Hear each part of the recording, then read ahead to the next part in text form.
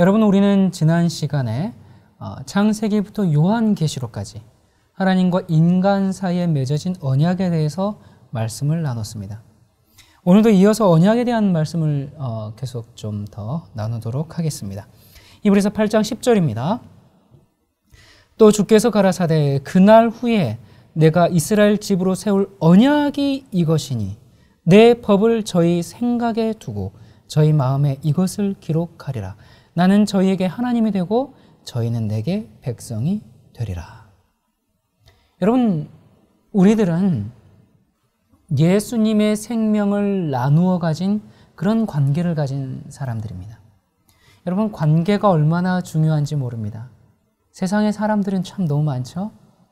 아침 출근길에 지하철 타보세요. 너무너무 사람이 많습니다. 사람이 많으니까 귀하게 보지 않고 천해지는 게 사실입니다. 너무 많아요. 그래서 우리는 사람을 길에서나 또 차에서나 그렇게 볼 때 뭐 별 가치를 두고 보지 않습니다. 그냥 어떤 때는 그냥 귀찮은 사람들이에요. 내가 빨리 가야 되는데 그냥 길을 막고 있고, 또 내가 먼저 타야 되는데 그 사람들이 앞자리 차지하고, 즉 그렇게 느끼기가 우리가 좀 쉽죠. 그런데 우리가 그 사람들과 관계를 맺고 보면 전혀 다른 사람들이 됩니다. 버스에 지하철에 탄 사람들이 내가 보기엔 그냥 그저 지나가는 사람들 뿐이지만, 그러나 그분들이 얼마나 중요한지는 그 사람들과 관계를 가진 사람들에게 있어서는 세상에는 없어서는 안 될 사람들입니다. 여러분, 우리는 세월호가 가라앉았을 때 우리는 그때서야 한 사람 한 사람이 얼마나 가치 있는 줄 알았습니까? 시신이라도 찾겠다고 그 여러 날을 위험을 감수하면서 잠수를 했던 잠수사들, 그 배 안에 갇혔던 그 한 사람 한 사람이 이 세상에 꼭 있어야 하는 그런 존재들이었습니다. 여러분, 우리가 생명의 가치를 알려면 그 사람과 관계를 맺은 사람을 보면 알 수가 있습니다. 아무리 사형수들이라 할지라도 그 사형수의 어머니들에게 있어서는 소중한 자식인 겁니다. 여러분, 생명은 관계를 통해서 볼 때 아주 중요한 것이라는 사실을 우리가 깨닫게 됩니다. 부모관계, 또 부부관계, 형제관계, 교우관계, 이 관계를 떠나버리면 인간은 아무 가치가 없습니다. 그러므로 인간의 가치를 알려면 하나님과 인간이 관계를 맺은 그 십자가에 가보면 알게 됩니다. 인간을 창조하고 생명을 주신 하나님이 당신의 목숨과 바꿀 수 있는 그 존재가 바로 나라는 사실입니다. 여러분, 여러분의 목숨과 바꿀 만한 뭐가 있습니까? 만약에 여러분 목숨을 내놓고 대신 100억을 주겠다, 그러면 받으시겠습니까? 여러분의 통장에 100억이 딱 입금되는 순간 목숨이 사라져요. 여러분, 그거 선택하시겠습니까? 우리의 목숨과 바꿀 게 아무것도 없습니다. 하나님은 다른 무엇과도 목숨을 바꾸지 않으십니다. 그런데 인간을 구원하시기 위해서 당신의 목숨을 내놓으셨습니다. 여러분, 하나님과 나와의 관계는 너무나 밀접하기 때문에 하나님께서 나를 아시기를 마치 세상에 나 하나밖에 없는 것처럼 아시고 그 관계를 유지하십니다. 세상에 사람이 아무리 많아도 하나님은 나를 온 세상에 그 하나밖에 없는 인간인 것처럼 나와 그렇게 관계를 맺고 사랑을 나누십니다. 그래서 만약 이 세상에 사람이 한 사람밖에 없다 해도 예수님께서는 그 사람을 위해서 이 땅에 오셨을 것이고, 또 세상에 수많은 사람이 있지만 오직 한 사람만이 예수님을 믿고 구원을 받는다 해도 예수님은 그를 위해서 기꺼이 십자가에 달려 돌아가셨을 것입니다. 이것은 그냥 하는 얘기가 아니라 관계를 통해서만 이해가 됩니다. 이것은 생명의 관계를 통해서만 이해되는 겁니다. 여러분, 우리가 이 관계를 이해하고 경험할 때 그때서야 비로소 살고 싶어지는 겁니다. 그때서야 비로소 살 맛을 느끼는 겁니다. 여러분, 누군가 나를 사랑했는데 죽도록 사랑하면 살만 납니까? 그렇고 말고요. 나를 창조하신 하나님이 나를 위해 돌아가신 겁니다. 우리가 그 사실을 깨달을 때 비로소 살 의욕이 생기는 겁니다. 이것을 깨달을 때 살고 싶어지는 겁니다. 살 맛이 나는 겁니다. 그것이 바로 나의 가치입니다. 비로소 십자가에서 우리는 살 맛이 나는 겁니다. 거기에서 안식이 오는 겁니다. 거기에 우리의 가치가 있고 거기에 우리의 살 의미가 있습니다. 여러분, 우리가 사실 이렇게 정장 차려입고 이렇게 서 있으니까 좀 대단한 것 같지만, 여러분 3분만 숨을 안 쉬면 어떻게 됩니까? 의식을 잃어버려요. 그 다음에 3, 4일만 지나면 썩는 냄새가 납니다. 그러면 우리는 땅에 묻고 이제 한 줌의 흙으로 갑니다. 여러분, 우리에게 한 가지 확실한 건 죽으면 흙 된다는 건 아주 기정사실입니다. 여러분, 우리가 지금 살아있다고 하면서 이리 재고 저리 재고 이렇게 하지만 사실 숨 쉬고 있는 티끌들입니다. 이런 우리가 복음을 깨닫고 하나님을 믿음으로 하나님의 자녀가 된다는 것, 이 얼마나 놀라운 일입니까? 여러분, 여기 흰 종이가 있습니다. 여러분, 이 종이가 사실 아무 종이도 아니죠. 그냥 하얀 네모난 종이에요. 이런 종이들 우리가 그냥 곧 쓰레기통에 들어가 버릴 그런 종이지만, 만약에 똑같은 종인데 이 종이에 신사임당이 그려져 있으면, 여러분 이거 그냥 쓰레기통에 버리십니까? 이거 안 버립니다. 여러분, 이건 그냥 종이가 아니고 이건 종이가 아니에요. 이건 5만 원이 됩니다. 여러분, 사실 우리가 한 줄매 흙으로 돌아가는 우리에게 하나님의 아들의 형상이 딱 찍히면 우리가 하나님의 자녀가 됩니다. 하나님의 자녀를 하나님께서는 그냥 흙으로 여기지 않으십니다. 영원한 당신의 사랑의 대상으로, 죽음보다 강한 그 사랑의 대상으로 영원히 우리와 같이 있으시려고 하는 겁니다. 여러분, 흙으로 돌아가는 우리가 예수 그리스도의 형상을 입으면 하나님의 자녀가 되는 겁니다. 영원히 썩지 않게 하십니다. 그래서 복음은 우리를 하나님의 아들의 형상으로 바뀌게 하는 엄청난 일입니다. 그래서 구원은 회복입니다. 여러분, 정말 짜릿한 일입니다, 이것은.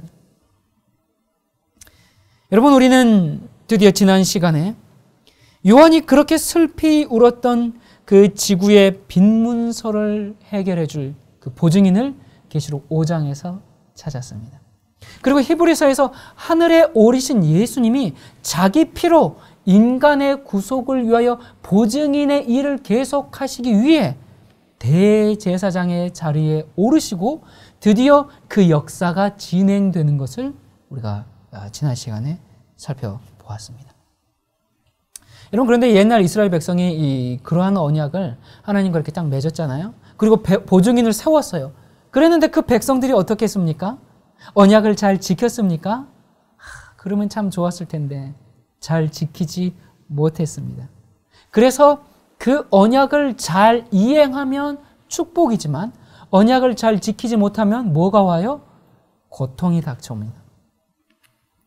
여러분, 사실 저주는 벌이 아니고요, 인간이 하나님의 길을 어긋나서 빗나갈 때는 하나님이 그 죄된 길에 가시를 놓아줍니다. 거기로 가지 말라고 고난을 주셔서 그 길이 잘못된 길인 것을 가르쳐 주십니다. 그래서 너희가 어디서 잘못됐는지 그것을 하나님께서 깨닫게 해서 돌이키시려고 하는 겁니다. 여러분, 생각해 보세요. 죄 짓는 길이 점점 재밌고 평탄하면 정말 그 길로 그냥 아주 가버리게 됩니다. 그러나 죄 짓는 길이 괴로워야, 고통스러워야 하나님을 찾고 돌아오게 됩니다. 여러분, 그래서 우리를 사랑하시는 하나님께서 멸망당하는 길을 얼마나 힘들게 만들어 놓았는지 모릅니다.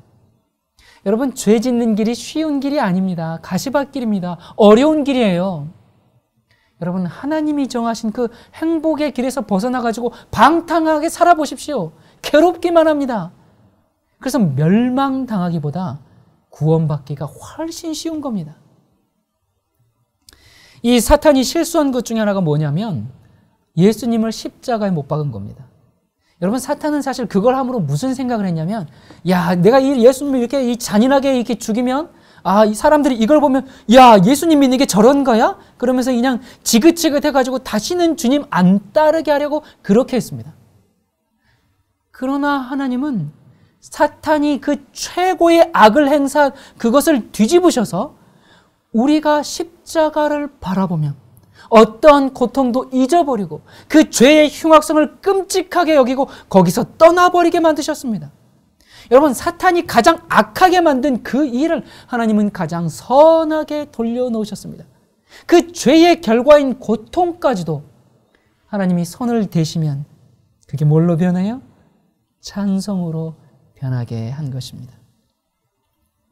계시록의 7인은 언약 얘기입니다. 6장 2절부터 8절까지 좀 보겠습니다. 7인에 대한 얘기입니다. 내가 이에 보니 흰 말이 있는데 그 탄 자가 활을 가졌고 면류관을 받고 나가서 이기고 또 이기려고 하더라. 둘째 인을 떼실 때에 내가 들으니 둘째 생물이 말하되 오라 하더니 이에 붉은 말이 나오더라. 그 탄 자가 허락을 받아 땅에서 화평을 제하여 버리며 서로 죽이게 하고 또 큰 칼을 받았더라. 셋째 인을 떼실 때에 내가 들으니 셋째 생물이 말하되 오라 하기로 내가 보니 검은 말이 나오는데 그 탄 자가 손에 저울을 가졌더라. 내가 내 생물 사이로서 나는 듯하는 음성을 들으니 가로되 한 데나리온의 밀 한 대요 한 데나리온의 보리 석 대로다. 또 감람류와 포도주는 해치 말라 하더라. 넷째 인을 떼실 때에 내가 넷째 생물의 음성을 들으니 가로되 오라 하기로 내가 보매 청황색 말이 나오는데 그 탄 자의 이름은 사망이니 음부가 그 뒤를 따르더라. 저희가 땅 4분의 1의 권세를 얻어 검과 흉령과 사망과 땅의 짐승으로서 죽이더라. 자, 여러분, 이 네 말탄자 이야기가 나왔는데 이게 사실 어디서 나온 얘기냐면요, 언약에서 나온 얘기입니다. 언약의 보증인 되시는 예수님께서 지금 이걸 떼고 계시는 것이죠. 그러니까 과거의 이스라엘과 하나님 사이에 이 짐승의 피로 언약을 맺었는데, 그래서 너희가 정말 언약대로 행하면 뭘 얻어요? 축복. 언약대로 하지 않으면 뭐가 온다? 저주. 이게 옛 언약에서 나온 것인데요, 새 언약에서도 보니까 내용은 같고 다만 짐승의 피 대신 예수님의 피가 들어간 겁니다. 옛 언약의 대상은 이스라엘이지만 새 언약의 대상은 누구예요? 교회입니다. 그래서 교회와 하나님 사이에 언약이 맺어진 게 새 언약입니다. 온 세상에 그리스도를 통해서 하나님과 관계를 맺은 영적 이스라엘 교회입니다. 그러므로 새 언약의 내용이 뭡니까? 여러분, 히브리서에 보면 율법이 이 돌비가 아니라 어디에 새겼다 그래요? 어디에 새겼다 그럽니까? 히브리서 8장 10절. 또 주께서 가라사대 그날 후에 내가 이스라엘 집으로 세울 언약이 이것이니 내 법을 저희 생각에 두고 저희 마음에 이것을 기록하리라. 나는 저희에게 하나님이 되고 저희는 내게 백성이 되리라. 자, 지금 언약을 어디다가요? 생각과 마음에 새깁니다. 히브리서 10장 16절입니다. 주께서 가라사대 그날 후로는 저희와 세울 언약이 이것이라 하시고 내 법을 저희 마음에 두고 저희 생각에 기록하리라. 자, 여러분, 이게 지금 히브리서의 말씀이잖아요. 그런데 이 말씀이 히브리서에서 깜짝 등장한 게 아닙니다. 구약을 한번 보도록 하겠습니다. 예레미야 31장 31절부터 33절입니다. 외우기도 쉬워요. 31장 31절. 자, 나 여호와가 말하노라. 보라, 날이 이르리니 내가 이스라엘 집과 유다 집에 새 언약. 무슨 언약이요? 언약은 언약인데 옛 언약이요? 아니요. 새 언약. 그럼 구약은 옛 언약이다, 신약은 새 언약이다 그러는데 아니에요. 새 언약이 구약에도 나옵니다. 자, 새 언약을 세우리라. 나 여호와가 말하노라. 이 언약은 내가 그들의 열조의 손을 잡고 애굽 땅에서 인도하여 내던 날에 세운 것과 같이 아니할 것은 내가 그들의 남편이 되었어도 그들이 내 언약을 파하였음이니라. 나 여호와가 말하노라. 그러나 그날 후에 내가 이스라엘 집에 세울 언약은 이러하니 곧 내가 나의 법을 그들의 속에 두며 그 마음에 기록하여 나는 그들의 하나님이 되고 그들은 내 백성이 될 것이라. 너희 마음에 율법을 새기겠다. 여러분, 그러니까 이 구약과 신약의 언약의 내용이 지금 같아요, 달라요? 똑같은 얘기를 하고 있습니다. 단지 돌비가 아니라 어디에 새겨요? 그냥 그 십계명 돌판에 새기는 게 아니라 우리의 마음에, 우리의 생각에 새겨버리는 거예요. 뭘? 그 언약의 내용을요. 언약의 내용은 바뀌지가 않았어요. 창세로부터 끝까지 항상 변치 않는 그 언약입니다. 그 언약이 돌비가 아니라 어디에? 우리 마음에. 이것을 똑같은 얘기를 고린도 후서에서도 언급합니다. 고린도후서 3장입니다. 3장 3절. 너희는 우리로 말미암아 나타난 그리스도의 편지니 이는 목으로 쓴 것이 아니요 오직 살아계신 하나님의 영으로 한 것이며 또 돌비에 쓴 것이 아니요 오직 육의 신비에 한 것이니라.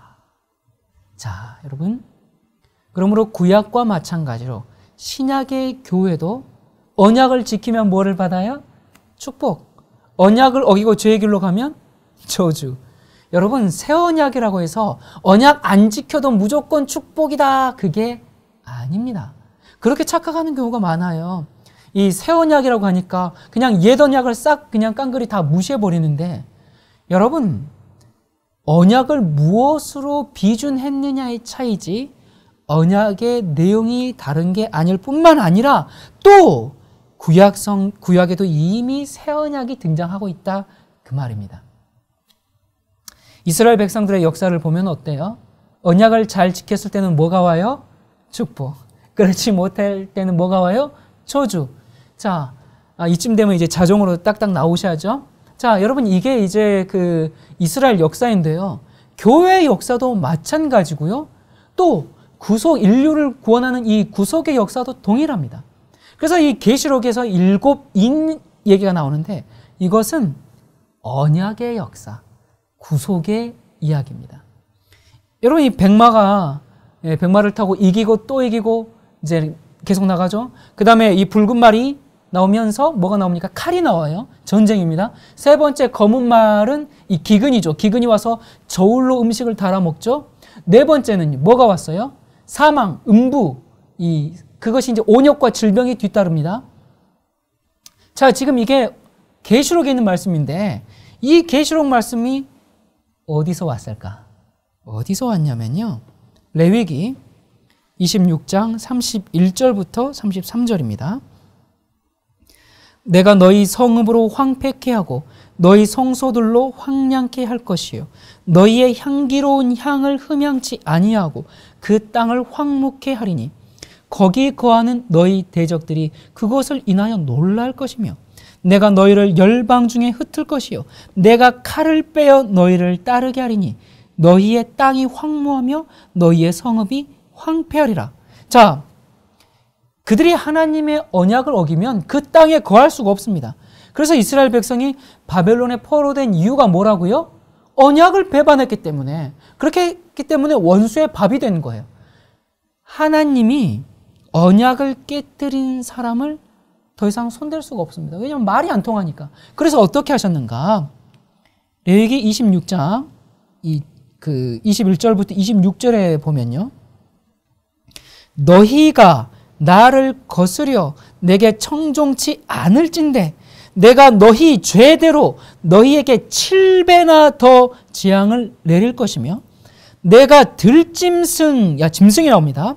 들짐승을 너희 중에 보내리니 그것들이 너희 자녀를 움키고 너희 육축을 멸하며 너희 수유를 감속해 할지라 너희 도로가 황폐하리라. 이런 일을 당하여도 너희가 내게로 돌아오지 아니하고 나를 대항할진대 나도 너희에게 대항하여 너희 죄를 인하여 너희를 7배나 더 칠지라. 내가 칼이 나옵니다. 너희에게로 가져다가 너희의 배약한 원수를 갚을 것이며 너희가 성읍에 모일지라도 너희 중에 연병이 나옵니다. 연병, 이 온역이죠. 연병을 보내고 너희를 대적의 손에 붙일 것이며 내가 너희 의뢰하는 양식을 끊을 때, 이건 뭐죠? 기근입니다. 10 여인이 한 화덕에서 너희 떡을 구워 저울이 나오죠? 달아주리니 너희가 먹어도 배부르지 아니하리라. 여기 보니까 너무 기근이 심해가지고요, 10 여자가 이 한 화덕에서 요리를 합니다. 그러니까 음식을 먹어도 여러분 배가 부르겠습니까? 부르지가 않아요. 저울로 음식을 달아 먹는다. 그건 뭐예요? 기근이 온다는 뜻이거든요. 자, 여기 보니까 칼, 연병, 저울, 기근, 또 짐승. 여러분, 이게 다 지금 어디서 본 거죠? 계시록에서 다 나온 겁니다. 내 말탄자에서 나온 얘기가 지금 여기 레위기에 다 나온 겁니다. 그럼 이게 뭔 얘기라는 거예요?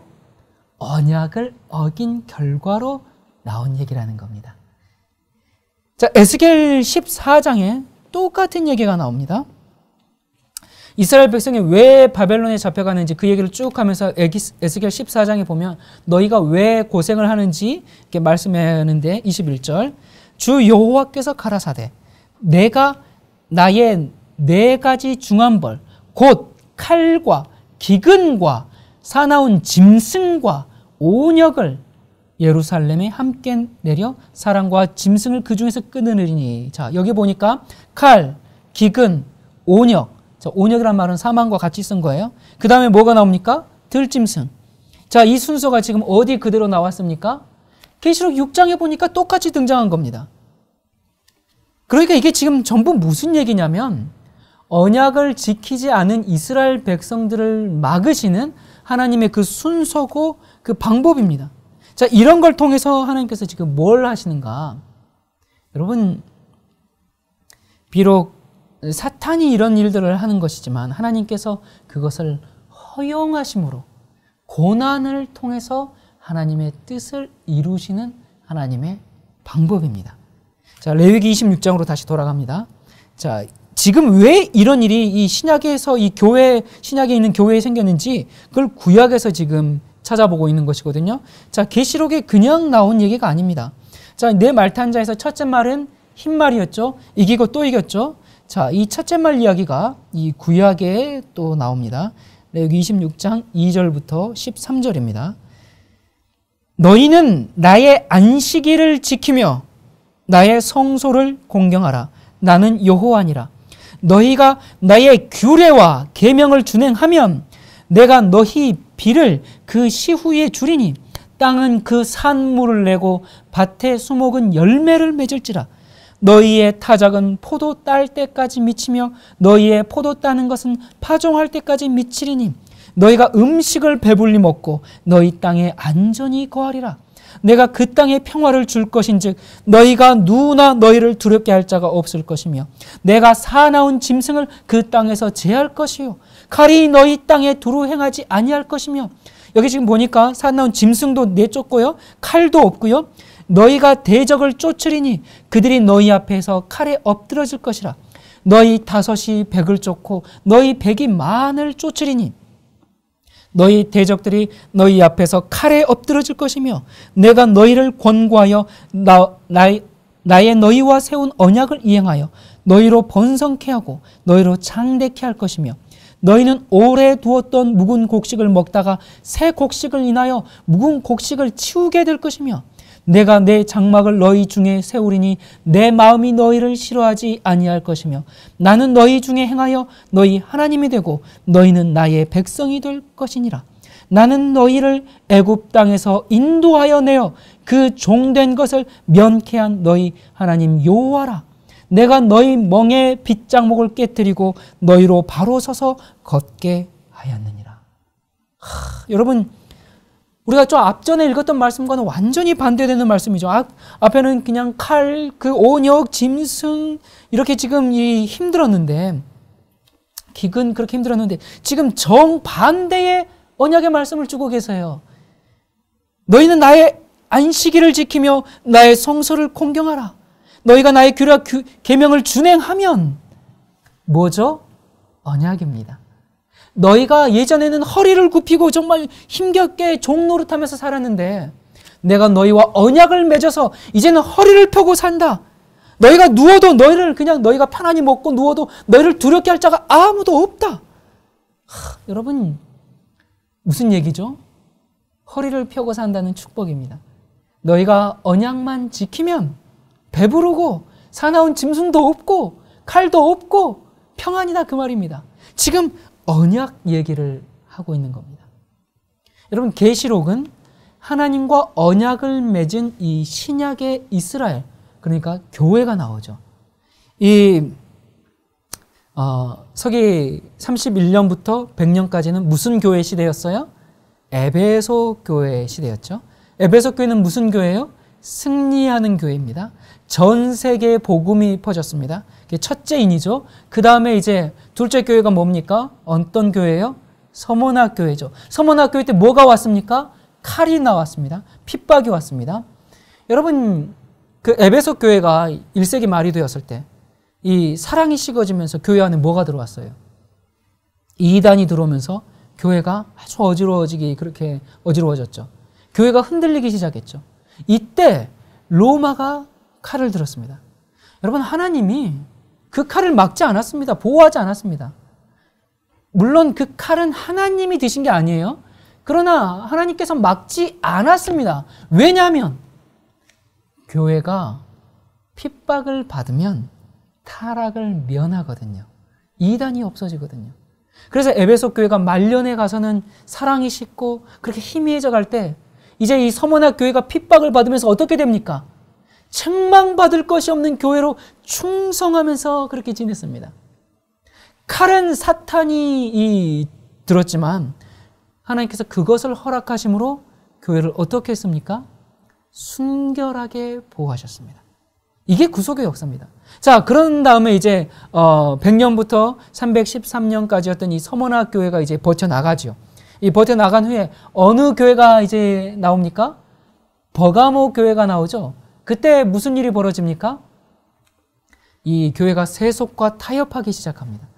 여러분, 그럴 때 이 교회는 뭐가 없어지게 됩니까? 하나님의 말씀이 급속도로 그냥 능력을 잃어버리고 영적 기근에 빠져버립니다. 기근이 와요. 자, 기근이 왔습니다. 그리고 이 313년부터 538년, 이게 무슨 때죠? 교황청이 들어서기까지 교회는 이제 계속 타락을 하게 되죠. 여러분, 지금 제가 그 7교회 이야기를 아주 간략하게 지금 이렇게 넘어가고 있는데, 제가 요한계시록 강의한 것이기 때문에 이 자세한 내용들은 꼭 7교회 강의를 좀 참조하도록 하시고요.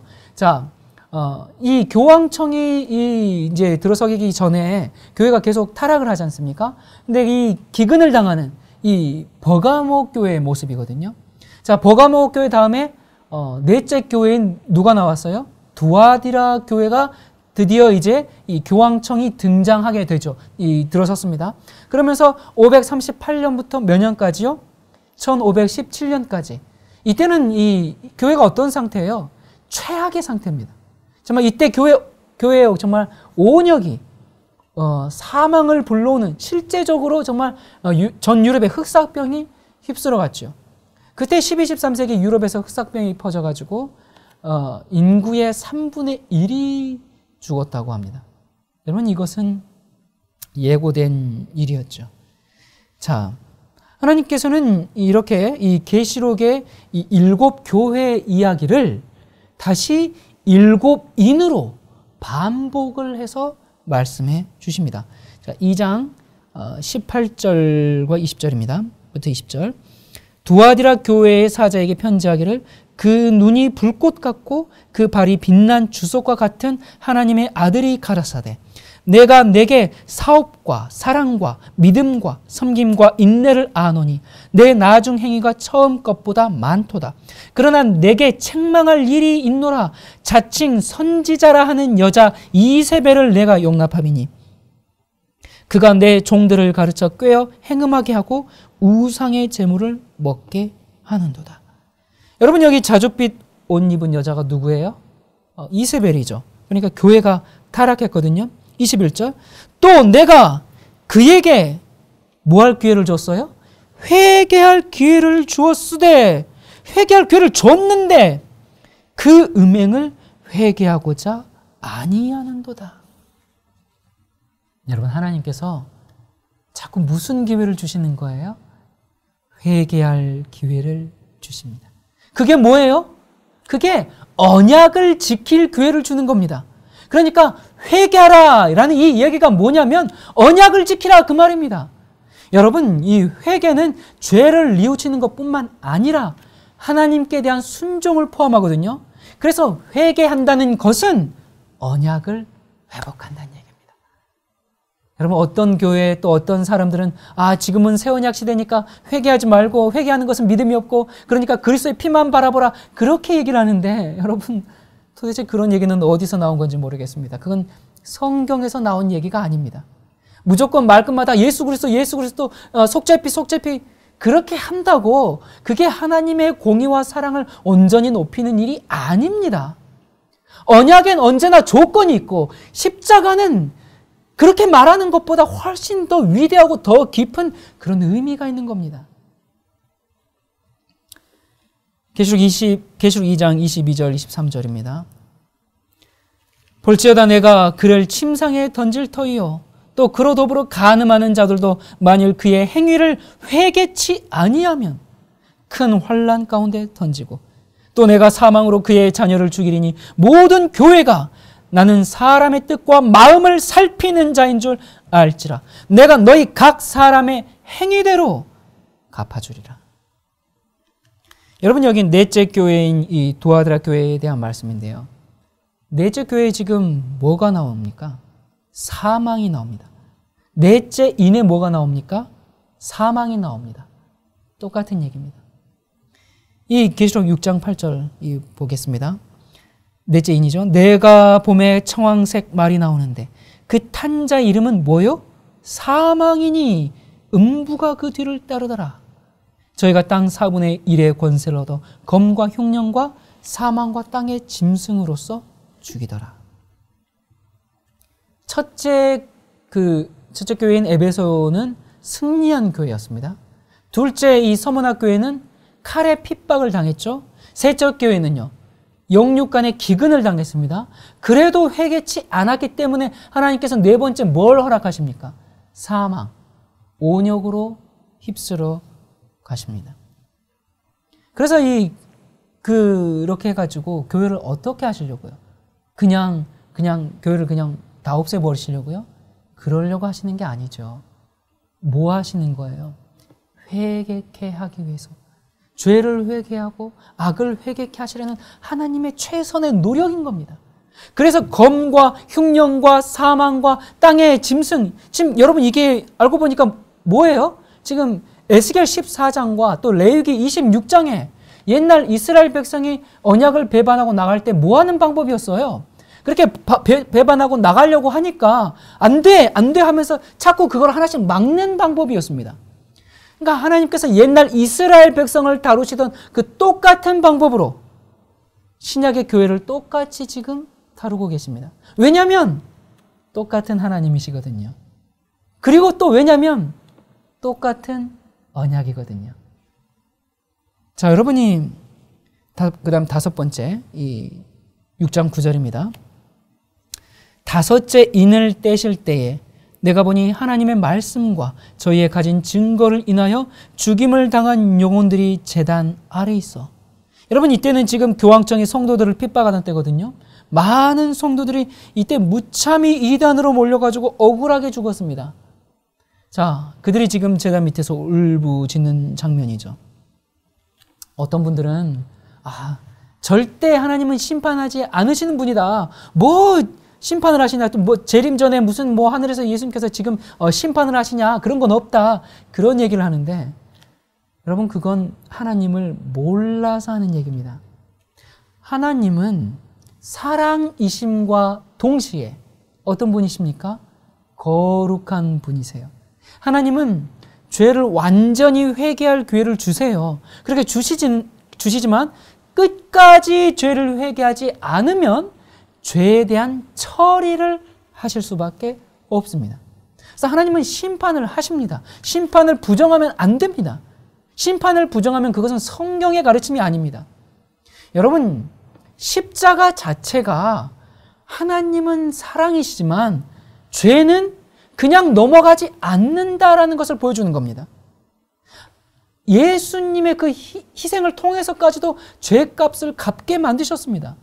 여러분, 십자가는 사랑과 동시에 하나님은 공의롭고 거룩한 분이라는 것을 입증한 겁니다. 그냥 용서가 아니에요. 아들을 희생시키면서까지도 죄값을 갚았습니다. 그래서 하나님이 죄를 얼마나 싫어하는지를 알려면 우리는 십자가를 바라보면 알게 됩니다. 자, 그러다가 이제 1517년 이후에 6장 12, 13절입니다. 내가 보니 6째 인을 떼실 때에 큰 지진이 나며 해가 총담같이 검어지고 온 달이 피같이 되며 하늘의 별들이 무화과 나무가 대풍에 흔들려 선과실이 떨어지는 것 같이 땅에 떨어지며. 자, 이 장면은 1755년 리스본 대지진으로부터 이제 세상이 마지막으로 들어갔음을 이제 우리에게 알려주었죠. 자, 이 일이 진행되면서 무슨 일이 벌어지고 누가 나타나는가? 15절, 16절.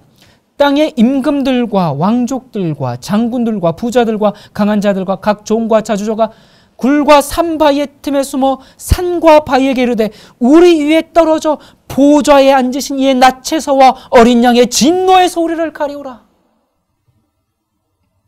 자, 그리고 이제 나서 이 장면 이후에 7째 인을 떼시게 되는데요.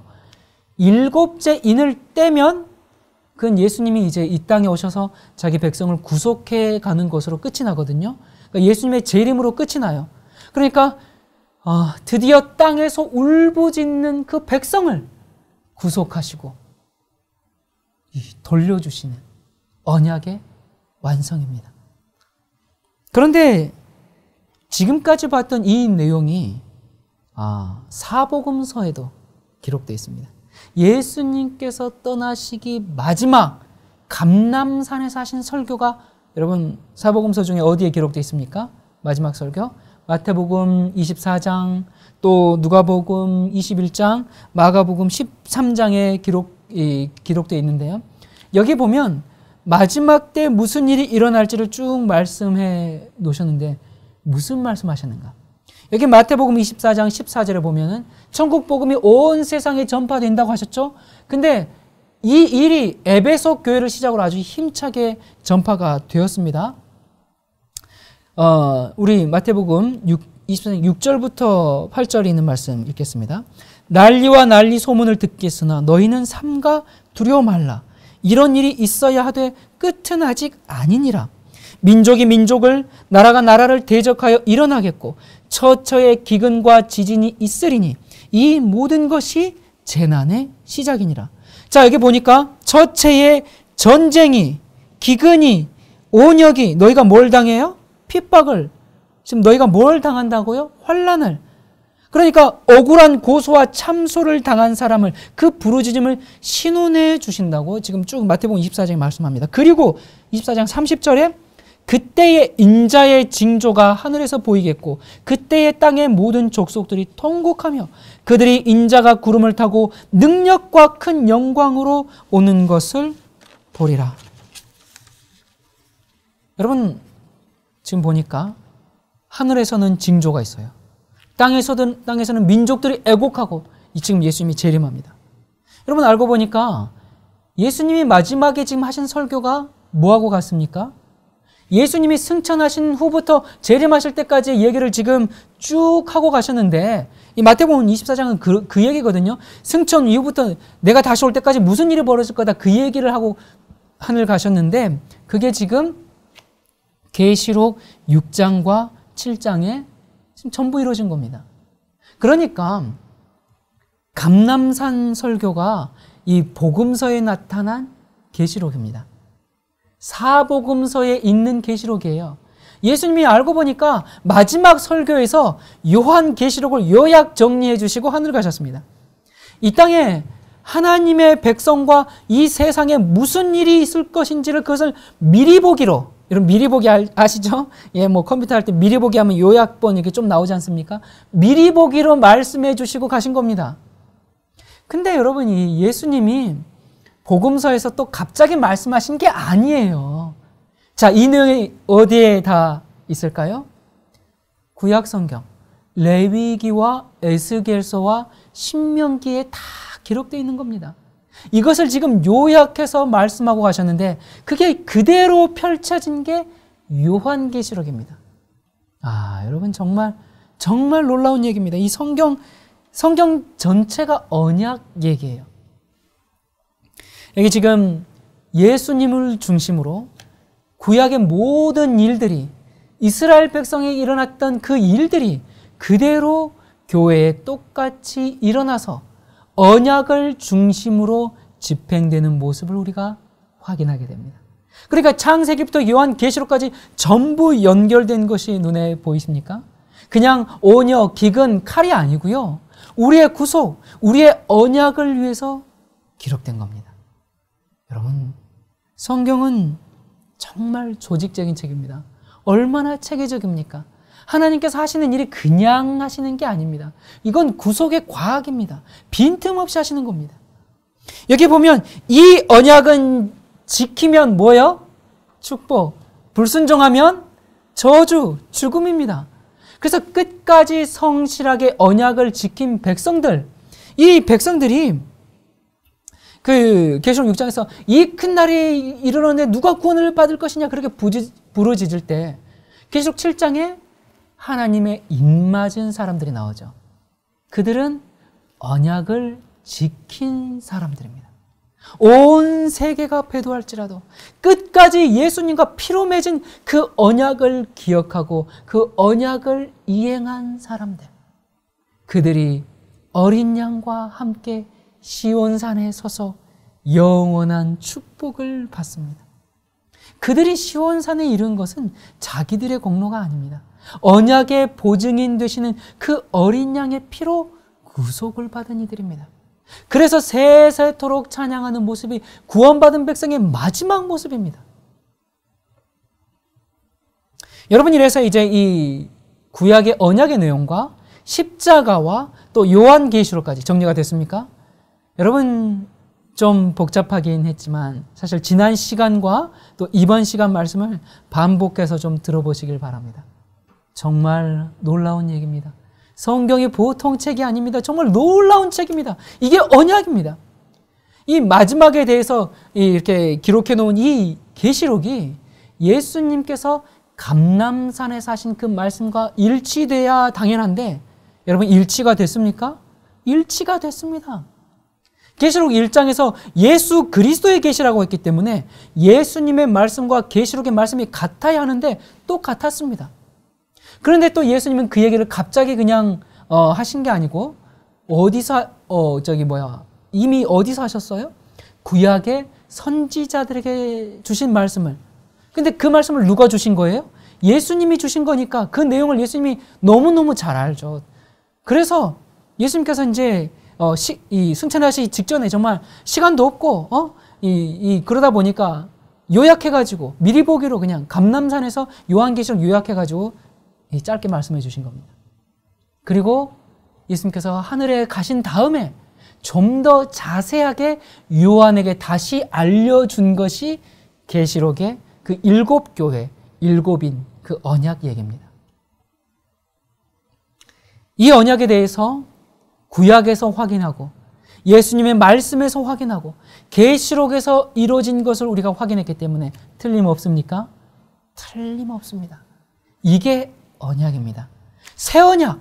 여러분, 새 언약 하는데 그래서 뭐 십자가로 다 이뤘으니 믿기만 하면 된다 그렇게 하는데 그런 게 새 언약이 아닙니다. 여러분, 우리는 지난 시간과 이번 시간에 우리는 창세기부터 요한계시록을 드나들면서 성경의 가장 중요한 사상들에 대해서 말씀을 나눴습니다. 어떤 분들은 이제 손 목사님 말씀은 좀 어렵습니다 하는데 여러분, 우리가 언제까지 정말 어린아이와 같은 그 도의 초보에만 머물러 있겠습니까? 어려우시면 지난 말씀과 오늘 말씀을 정말 서너 번 반복해서 들어보시길 바랍니다. 들을 때마다 새롭게 하는 주님의 은혜가 있으리라고 믿습니다. 그 하나님의 이 놀라운 그리고 심오한 구속의 과학을 탐구할 때 우리의 믿음은 더욱 굳건해지는 것입니다. 여러분, 변치 않고 동일하신 하나님이 언약을 지키셨습니다. 이제 우리의 몫이 남은 것입니다. 우리에게 주신 그 주님의 언약을 소중히 여기고 언약을 지키는 백성 되시기를 간절히 바랍니다. 기도하겠습니다. 사랑이신 하나님 아버지, 우리에게 성경의 놀라운 구속의 과학을 알려주셔서 참으로 감사를 드립니다. 하나님, 우리가 하나님과 맺은 이 언약을 잘 지킴으로 요한계시록 7장에 등장하는 그 거룩한 백성 시온산에 서서 하나님의 위대하심을 찬양하는 마지막 증인들 되기를 원합니다. 아버지, 이 땅에서 사는 우리의 삶 속에서 우리의 연약함과 부족함 때문에 우리가 낙심할 때 있고 실수할 때 있습니다. 그러나 신실하신 그 하나님 우리가 바라보면서 마침내 언약을 이루시고야 마는 하나님, 우리를 비록 지금은 연약하고 부족하지만 완전한 자로 영원토록 세워주실 그 언약을 우리가 바라보면서 오늘도 인내하며 승리할 수 있도록 인도하여 주시옵소서. 주님이 다시 오기를 너무나 저희들 간절히 소망합니다. 이 세상이 더욱 어두워지고 캄캄해지고 있지만 그럴 때일수록 하나님의 빛은 더욱 밝아짐을 인하여 감사를 드립니다. 주님을 기다려오니 속히 오시고 우리가 주님이 오시기까지 이 언약 맺은 백성으로서 충성을 다하는 주님의 일꾼들 될 수 있도록 인도하여 주시옵소서. 우리를 너무나 사랑해서 다시 오시겠다고 약속하신 예수 그리스도 이름으로 간절히 기도드립니다. 아멘.